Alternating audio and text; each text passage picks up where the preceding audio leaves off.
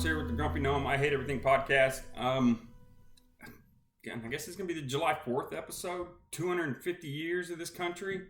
I mean, it's still baby compared to Japan, China, Russia, France, Italy, England. I mean, those have been around for 1,000 years or so.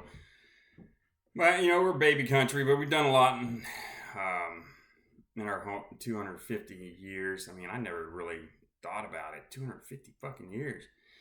Yeah, see, I was 1 years old when it was 200, so it didn't dawn on me 200, and then now 250, because I'm 50 fucking years old. So yeah, I mean, I'm not gonna see 300. Fuck no. And I'm damn sure, I doubt I'm gonna make 275. That's not on the docket right now. Shit. So it's July 4th episode, so I'm gonna celebrate that, and the last letter's coming out soon, so I'm hoping it comes out on July 4th, so when I post this, that the book will be out too at the same time, so that'd be great. But 250 years, so I'm drinking non-alcoholic Stellar Artois. I know, it's fucking sad, but 8 years sober, you know, you keep plugging away. So yeah, July 4th, 250. I mean, you still got to celebrate it.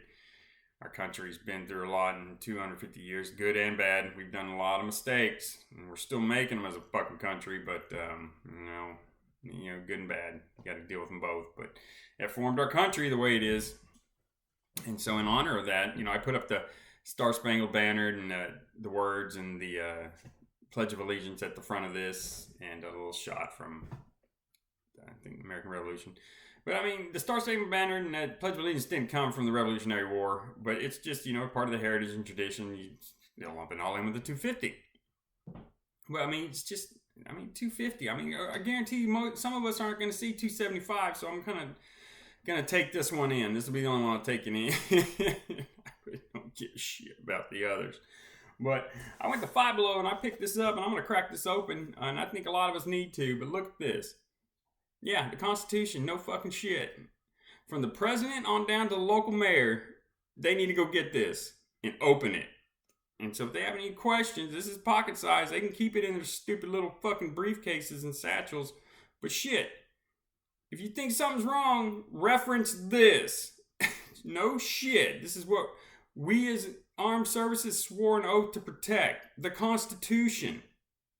So in honor of 250, I think everyone should get this from Five Below. I'm sure you can get it on your website. You don't have that store around you, but it's pocket size. Gift it to your fucking senators, congressmen. Send it to the president and vice president. Doesn't matter what fucking party.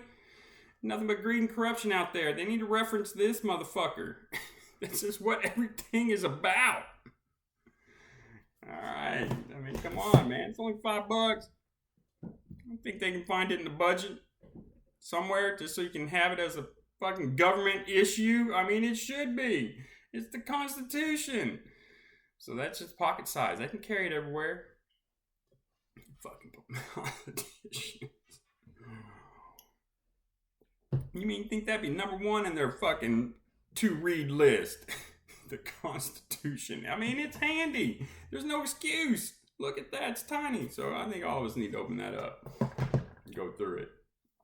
Yeah, so in honor of the 250, so we can remember what we're doing. Oh, man. Another thing I found was, look at that. I found the Marine's Bible. I found that. Man. Yeah, I carried that in my butt pack in Iraq. I never cracked it open once. Sorry, Lord. I didn't fucking crack it open once. I never got shot in the ass either, so it probably would have saved me. Like the Bible's intended to do. That's pretty cool. My mom fucked it up though. She put something in there about my first wedding in there on the inside cover, so later on. So I gotta wipe that out. Yeah, that definitely didn't pan out. But it's pretty cool. I was digging around, found it, so that's pretty cool. But yeah, 250 years, July 4th. So celebrate wisely, safely. Um, the last letter 3 is coming out, and that's the culmination of everything.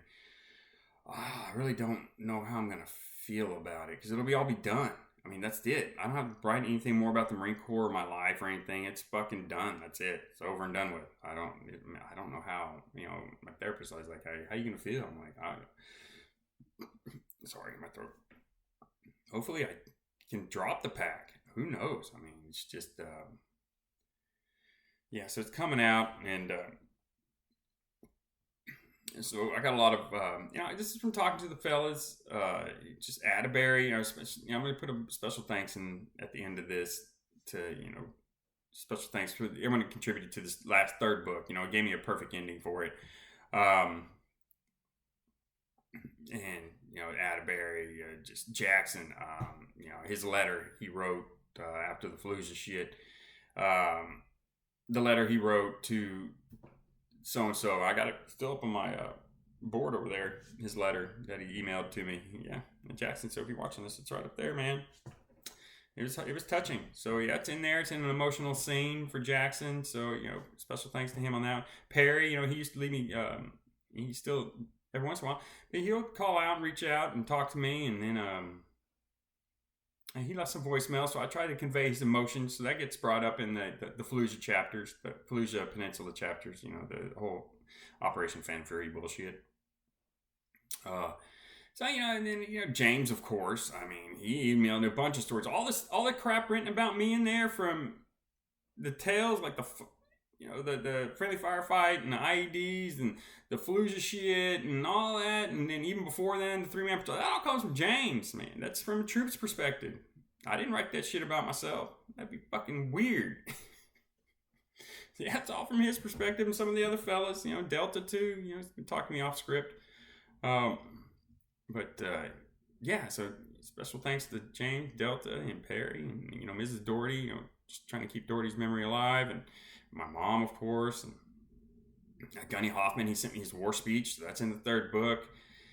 And, I want to thank him. And then, of course, the command, he's a lieutenant colonel now, but Lieutenant, Major Roy back then, but Lieutenant Colonel Roy, he just had our backs and just, really listened to us about what the fuck was happening and what was going on. But again, it's all in the books.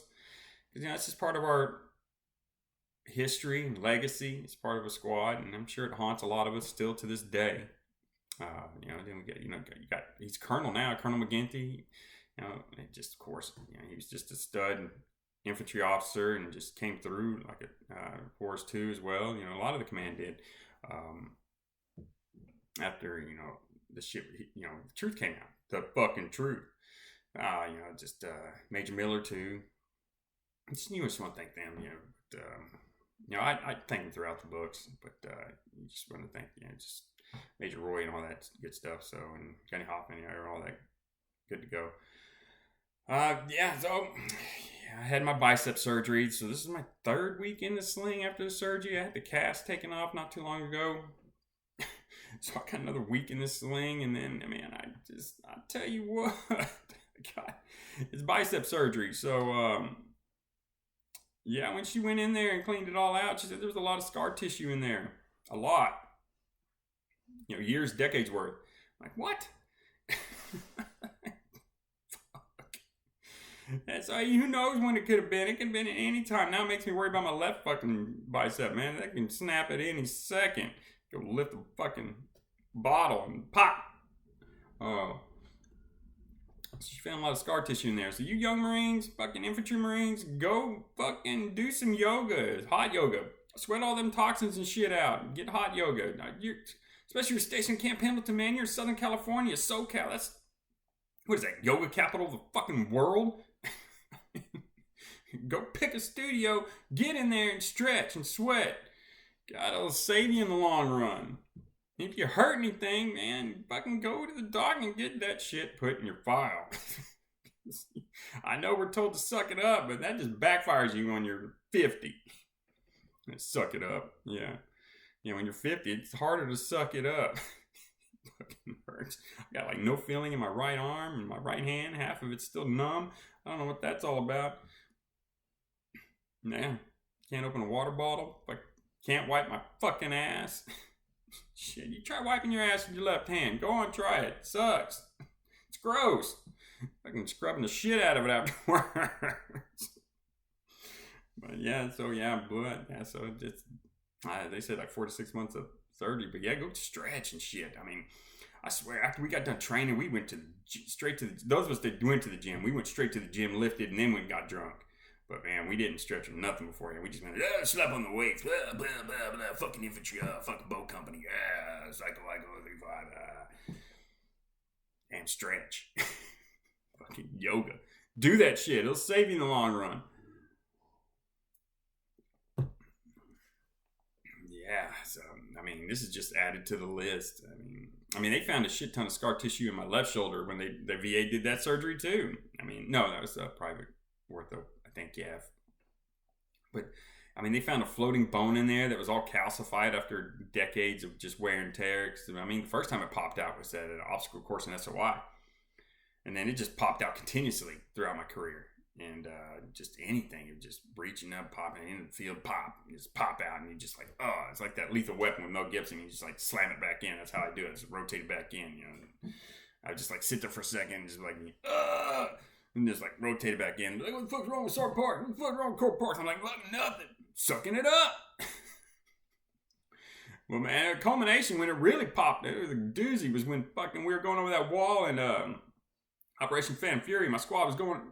We're told to clear the palm groves. We're in the Fallujah Peninsula. We're told to clear palm groves on the other side. We're told to go, and you get there, you had to go over fucking, there's a wall. There's an 8-foot cinder block wall in the fucking way. And I get fucking orders to go clear the palm grove on the other side. I'm like, hey, fuck yeah, all right, that's no problem. I was like, Thomas, get ready to fire that fucking AT-4, because we're going through that wall. So, Thomas, man, his eyes, ping. Fuck yeah, Sergeant Box, I can get rid of this motherfucker. I'm tired of carrying this shit across my back. Fucking motherfucking Rocky. I'm sure he was so excited. His eyes just did go light up. I just shit you not. Bang! You know, he's, oh man, I get to fire this fucking AT-4 in combat. Yeah, motherfucker. So I'm heading over there to get ready. You know, Morales is getting ready. Just, you know, back blast battery all clear. Getting ready. I get on the radio, the personal radio. Fucking, it's my dickhead platoon commander. He's a pogue enlisted. He only got the position because of senior rank, and he shouldn't have been there. Reserves, man. It's weird in reserves, man. It's not like active duty.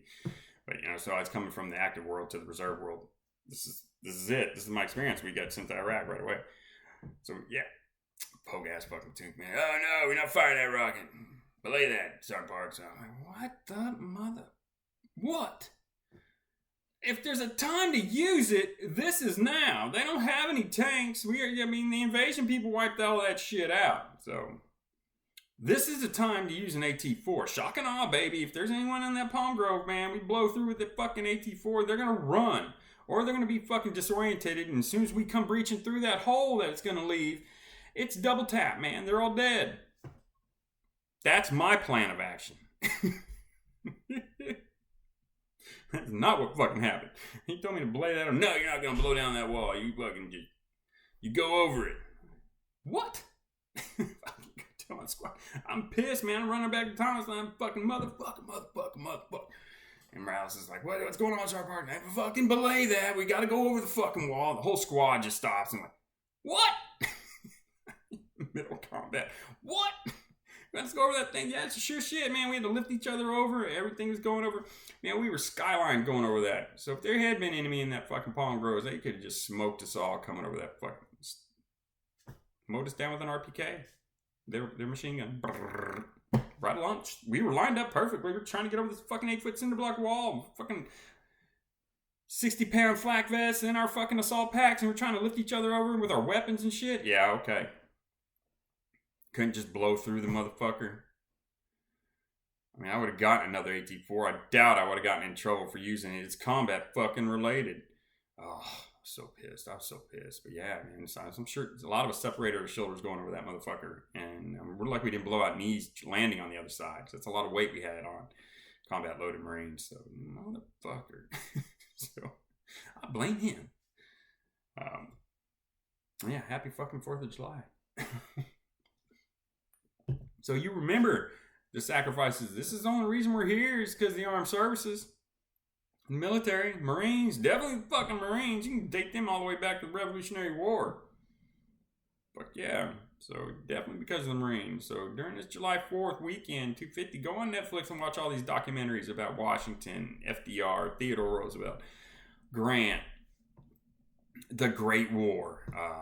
You can learn about the Harlem Hellfighters. I mean, you can learn about the 5th and 6th Marines.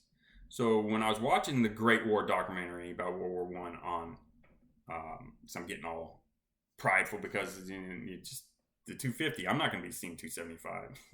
I better fucking not. And then, so I'm watching about the 5th and 6th Marines in fucking Belleau Wood, the Battle of Belleau Wood.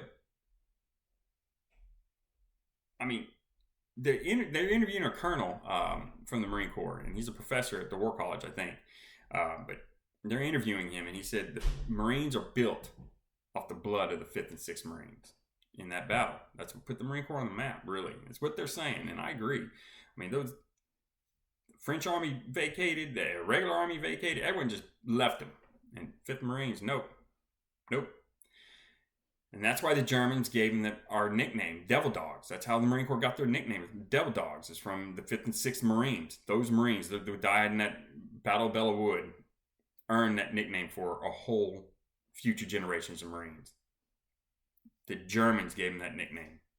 They said the Marines fought like devil dogs, hounds from hell, Teufelhundens.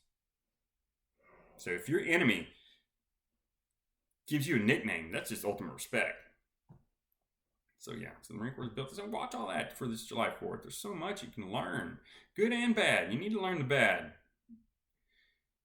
Can't move forward without learning from the bad and mistakes, and we're still fucking making them. There's just so much greed out there. So we got the world's first trillionaire. How are we as a society allowed that? He pays less in taxes than someone making $60K a year. I mean, how is we as a society allowed that to happen? It's just greed. We're going the wrong fucking direction. Holy shit. I can't fathom $1 trillion.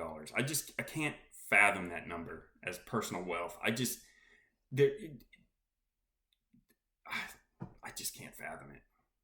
Can you? I mean, that's $1 trillion. Yeah, how's a society we let that happen? Greed. It's greed. Greed's just run rampant. So sad. I mean, shit, look at July 4th. Everything's a fucking sale.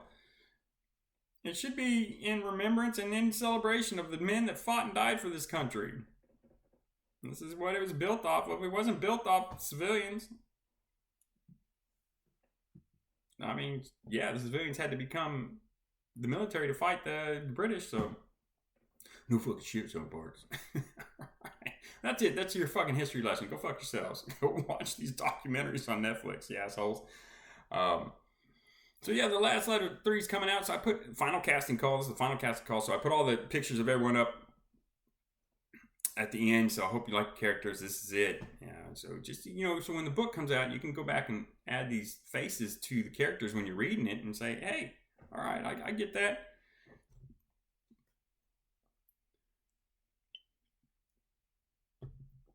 So it just makes it more personal. But again, these stories come from, like Atterbury's story from the McCracken Call for Fire, and in the second book, the Battle of Heat, how that got started. That's from Atterbury. That's the story he sent to me, and he left a voicemail. That's a special thanks to him. But just give it them, man. I just put the stories into scenes where it's just more relatable and just it's fiction, but the stories are real. And from what my perspective was, and what I remember, and what the guys remember, and what I got from Adbury and the others. So, I mean, like B Game gave me, his insight and how he officially became third squad leader. I mean, he was maybe his team leader for a while. So, but then he told me how it actually went down. So of course I was there, but I mean, I didn't see how, our platoon commander made him fire his own squad leader. Fired his own squad leader. I mean, platoon commander couldn't even fire a squad leader. He had to have his team leader fire his own squad leader. I mean, that's just a pussy. So, I mean, B Game had no choice, and it's just, he told me how that happened. So it's So, just all these little. I mean, I really do hope this becomes a series or a movie on Netflix or some shit because, I mean, these men need to be honored. They need to be recognized, and we're just regular. And that's what everything in this book is regular infantry. This is what we can do as regular infantry, especially Boat Company. I mean, that's just the minor league of MARSOC. I mean, so if regular infantry is this violent and bloodthirsty, just imagine what MARSOC Raiders are. That's just frightening what they can do. I mean, they rival Navy SEALs, and I put my money on MARSOC Raiders above Navy SEALs, and that's just because I have a personal connection with Medina, Sergeant Major Medina. I don't know if he got Sergeant Major, but that's just, in my mind, that's how I see him as a Sergeant Major. But Medina's real, man. He was one of the first, when I was out there in 07 for Infantry Unit Leaders course, and I stayed with him at Lejeune, his apartment, he was a SEER instructor and a MARSOC instructor, just hammering away at those, that next generation of sledgehammers, the next generation of warriors, the nation's finest warriors. So, I mean, I don't know if he's on a MARSOC wall. He has to be, or they named something after him. I don't know, but I mean, I'm sure every MARSOC Raider knows who Medina is. He's one of the originals. So, at least when I was out there and knew him. So I'm sure that community is small, and I'm sure they know each other. But that's just, I mean, but if this is regular infantry, this is what we can do. And we do it in service of our country. And our oath to the Constitution. I'm telling you, man, get this fucking book. I'm going to break it open for the July 4th. I'm going to get caught up. I mean, I think everyone needs to go with the Constitution. Especially for the 250. Especially for some of us that ain't going to see 275. So, let's absorb it for all it's worth. Yeah, so the last of 3 is coming out. So once it's out, I'll hopefully when I post this on July 4th, it'll be out and ready to go for July 4th. So I'll put a little link there. I think that's when my sling comes off. So July 4th, so freedom there. But I mean, I still can't do anything with my arm. It just sucks. I mean, it puts a hitch in the old trying to learn the guitar there. But I just really hope you enjoy the book, and you need to enjoy this July 4th. I mean, again, 250. I mean, you just just block out all the outside noise and just enjoy it. 250. I'm sure there's gonna be great fireworks displays at wherever you're at, and if they have fireworks there. Try to get out this summer and go visit some of these places. Like I can't wait. I mean, go visit like the Northeast, the New England area. I mean, that's the original colonies. I seen a police force that was founded in 1674. A sheriff's department founded in 1636. That's like 100 plus years before we became a nation. I mean, fucking drunk ass pilgrims being rowdy assholes. That we need 2 police forces back then like that. I mean, shit, fucking dickhead pilgrims. And quit drinking so much. Shit. But I mean, again, just absorb everything about this country at this 250. I mean, go down to Philadelphia, see that shit. There's got to be so much there with the Declaration of Independence and the Constitution. I think the Constitution's down in Philadelphia. I know the Declaration of Independence is down there. The Liberty Bell. Go see all that. I want to see it. I mean, shit. Go to Rhode Island. I mean, I've seen some plaques on houses around here that 1600s, 1700s, 1800s. I just can't fathom how old this place is. So you should get out and absorb this country for 250, especially if you're not going to be around for 275. So, but yeah, so when the book comes out, again, I hope it becomes something and someone somewhere picks it up and hands it to somebody, and Matt Damon and Ben Affleck make it into something. Because that would be cool. And these guys need to be honored, and Bravo Company needs to be honored and recognized. And we're just regular infantry. We're not no fucking special warfare shit. This is what regular infantry can do. And we're fucking scary as fuck. And that's it. But these guys need to get some recognition. Yeah. And that'd be cool. I mean, can you imagine that premiere? All these guys, man, fucking going out to the premiere. Shit. That'd be like old times, except for I'd be sober. So, it wouldn't be great for me. But everyone else would have a great goddamn time. But I mean, I'd still have it'd still be cool to watch everyone enjoy themselves and get recognized, see their counterparts, treating them. But, just July 4th, soak it up. see some fireworks, get on the roof. I can't climb out on the roof. I'm fucking stuck. But get out on the roof and watch some of these fireworks if they're having them. I don't know what else to say. It's just, once the book's out, I'll let you know, and that'll be it. I got another book coming in the pipeline, and I'm just going over just adding more stuff to it, but it's ready to go. But it has nothing to do with the Marine Corps or my life or anything like that. So this is it. Last Letter 3. This is it. The finale. And don't fucking get to the end and go straight to the end because everyone's helping. I have this cool ass ending. So fuck y'all, man. The over and under of Sergeant Parks makes it. Don't go to the end and read the book. You'll enjoy it. Don't be a dick and go straight to the end.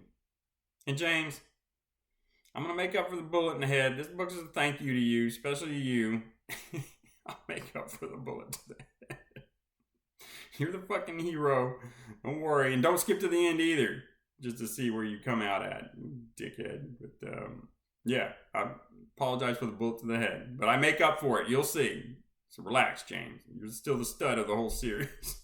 Fucking asshole. But enjoy. Be safe for the 4th of July. Peace.